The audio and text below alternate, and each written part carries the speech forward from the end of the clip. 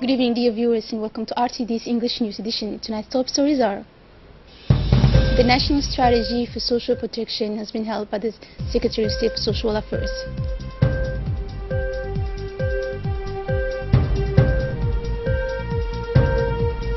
And concerning the tensions between Saudi Arabia and Iran, France, Macron arrives to Riyadh in a surprise trip. Those are the major stories, and thank you for joining us. The Minister of Defense, Ali Hassan Badon, received in his cabinet the Ambassador of the United Kingdom, Mrs. Susanna, accompanied by Mr. Alan Martinet, Honorary Consul of the United Kingdom in Djibouti, and the Defense Attaché at the British Embassy, Colonel Matt Munro.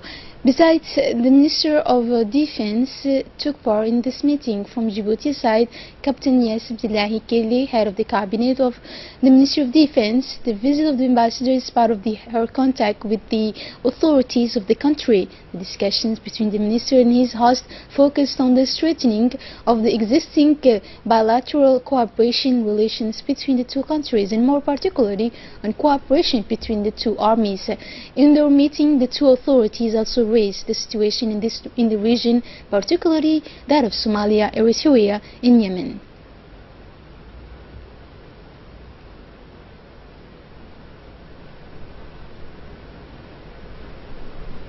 The Minister of National Education and Vocational Training, Mustafa Mohammed Mahmoud, received in an audience a delegation of the World Bank in his cabinet. The meeting, which took place in the presence of the Secretary General of MENFAB, Mohammed Abdullah Mahyoub, was an opportunity to discuss the state of progress of the ongoing education projects with the support of the World Bank, and prepare future projects as well. The Minister of National Education and Vocational Training made a quick assessment of the projects implemented with the support of the World Bank.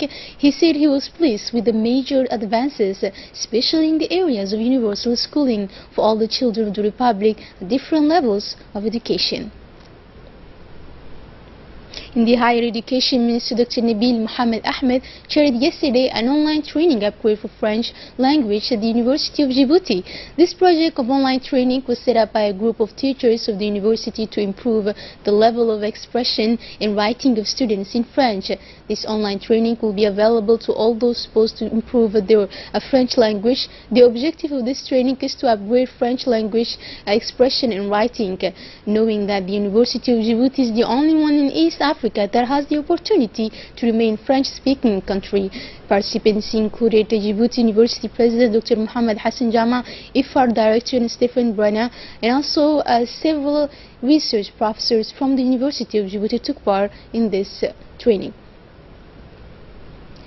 For his part, the Minister of Higher Education, Dr. Nabil, thanked the team who set up this training, and the goal will be of vital use for all students, he said.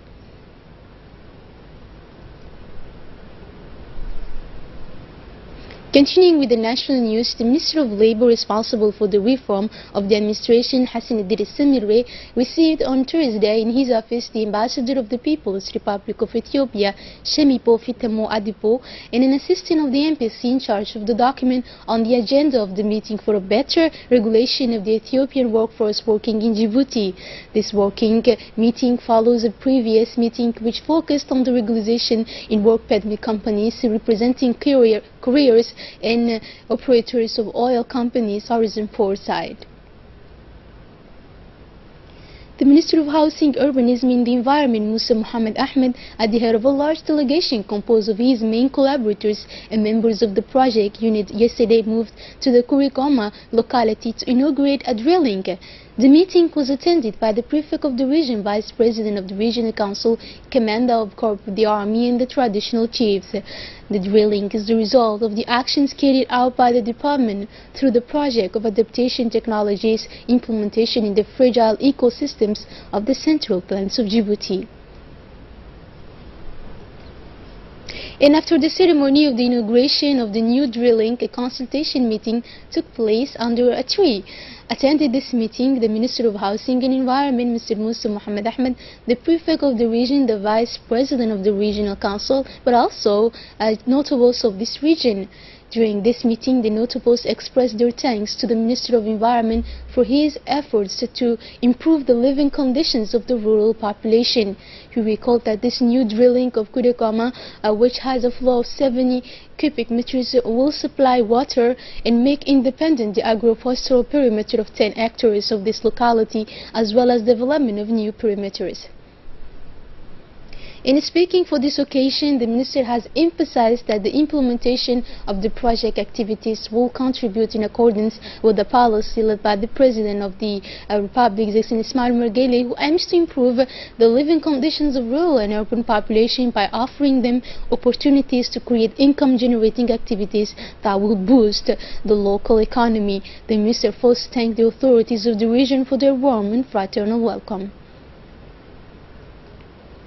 Under the patronage of the Secretary of State for Social Affairs, Mrs. Muna Osman Aden, has been organized on Tuesday a validation workshop on the National Strategy for Social Protection at the Institute of Diplomatic Studies in the presence of numerous territorial partners, development partners, and representatives of civil society.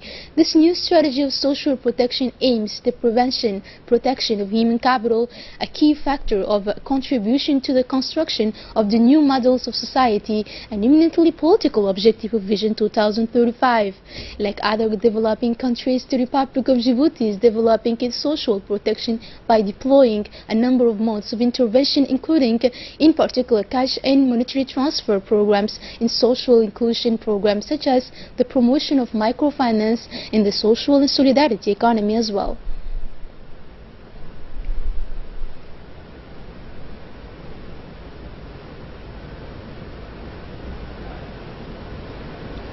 Sports now. The International Football Federation FIFA, in collaboration with the Federation of Djiboutian Football, has organized the course of Touro for the technical and physical instructor of referees francophones for a period from 8 to 30 November.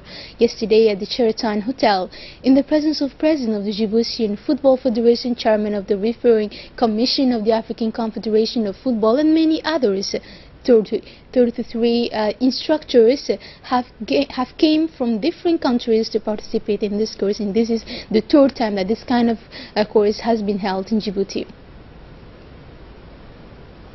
A closing ceremony on the mechanics of engines was held at the Italian military base in Djibouti. The ceremony was held in the presence of the Director of Fisheries, Ahmed Jibril, and the commander of the Italian base. The objectives of the training were to train young fishermen on the mechanics and repair of boat engines. The training sessions was delivered by the Italian Civilian Military Cooperation Station in Djibouti. The ceremony was closed by the presentation of certificates to participants who came from Obok, Tejora, Arta, in the Djibouti city. On the news outside our borders now, French President Emmanuel Macron made a surprise trip on Thursday night to Saudi Arabia, saying he wanted to speak to the kingdom's young assertive crown prince about Iran and the war in Yemen. Macron said he made the decision earlier in the morning about heading to Saudi Arabia in part of Shiite rebels in Yemen launching a ballistic missile that targeted Riyadh, the kingdom's capital. He blamed Iran for the attack, saying that while he still supported Tehran's 2015 nuclear deal with world powers, a new agreement needed to be reacted over Iran's missile program. Iranian state media did not immediately report the remarks. Iran officials, while backing the Shiite rebels known as Houthis in Yemen, have denied directly arming them. Macron met with Crown Prince Mohammed bin Salman late Thursday night and expressed France's condemnation of targeting Riyadh city by a ballistic missile, according to a report at the state-run Saudi press agency. The ballistic missile launched Saturday night flew near Riyadh's international airport before Saudi officials said they shot it down. But early Monday, the kingdom responded by closing off Yemen's land, sea and airports and warning Iran the rebel missile launch could be considered as an act of war. And that's all for tonight's news. Thank you for joining us on our Télé channel and have a good night.